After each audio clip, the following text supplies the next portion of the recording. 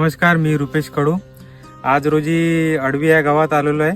हे माझा प्लॉट आहे कपाशीचा.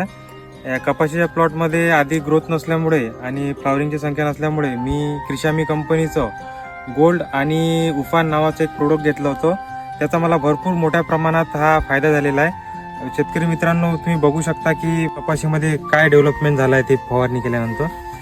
बघू शकता, उपान मारल्या आणि गोल्ड मारल्यानंतर कपाशीला भरपूर मोठ्या प्रमाणात फळफांद्या आणि बोंडाची साईज आणि एकदम अशी सिरीज लागलेली आहे.